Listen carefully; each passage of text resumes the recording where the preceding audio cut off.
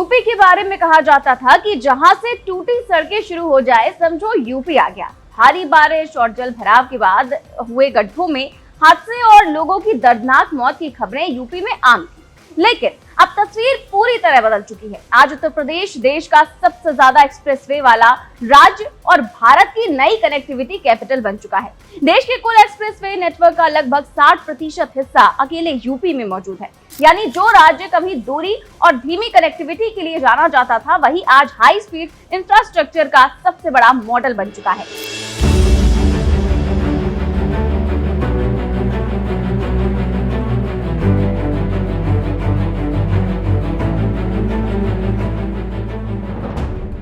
इस समय यूपी में 7 बड़े एक्सप्रेसवे संचालित हैं। Yamuna expressway, Agra Lucknow expressway, Purvanchal expressway, Bundelkhand expressway समेत कई बड़े एक्सप्रेसवे प्रदेश की रफ्तार बदल चुके हैं। इसके अलावा एक और एक्सप्रेसवे बनकर तैयार हो चुका है, जिनमें सबसे बड़ा नाम है गंगा एक्सप्रेसवे। करीब 594 किलोमीटर लंबा ये एक्सप्रेसवे पश्चिमी यूपी को प्रयागराज से जोड़ रहा है और इसकी सबसे खास बात यह है कि इस पर 3.5 किलोमीटर लंबी एयर स्ट्रिप तैयार की जा रही है, जहां जरूरत पड़ने पर भारतीय वायुसेना के लड़ाकू विमान भी लैंड कर सकेंगे। यानी ये सिर्फ सड़क नहीं, स्ट्रेटेजिक और आर्थिक ताकत का भी बड़ा प्रतीक है। लेकिन सवाल ये है कि इतने एक्सप्रेसवे बनने से बदला क्या? तो आपको बता दें कि सबसे बड़ा बदलाव आया है कनेक्टिविटी में। पहले दिल्ली से प्रयागराज पहुंचने में 10 से 12 घंटे लग जाते थे और अब एक्सप्रेसवे नेटवर्क की वजह से ये सफर 7 से 8 घंटे में पूरा हो रहा है।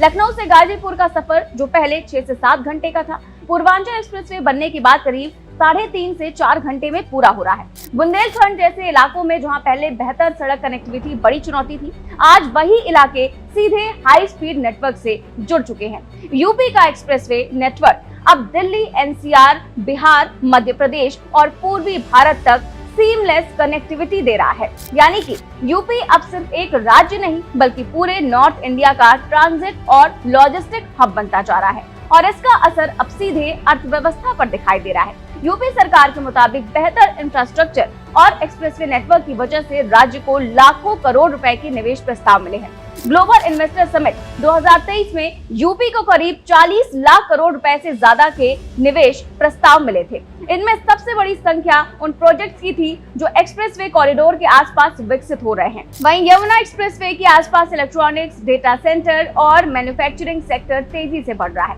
नोएडा इंटरनेशनल एयरपोर्ट और एक्सप्रेसवे नेटवर्क से इस पूरे इलाके को बड़े इंडस्ट्रियल हब में बदलना शुरू कर दिया है। बुंदेलखंड एक्सप्रेसवे के आसपास डिफेंस कॉरिडोर विकसित किया जा रहा है, जहां रक्षा उपकरण बनाने वाली कंपनियों को जोड़ने की तैयारी भी है। तेज कनेक्टिविटी की वजह से ट्रांसपोर्ट टाइम कम हुआ है, लॉजिस्टिक कॉस्ट घटी है और कंपनियों के लिए माल एक शहर से दूसरे शहर पहुंचाना पहले से ज्यादा आसान हुआ है। इसका फायदा सिर्फ बड़ी कंपनियों को नहीं बल्कि किसानों, छोटे व्यापारियों और एमएसएमई सेक्टर को भी मिला है।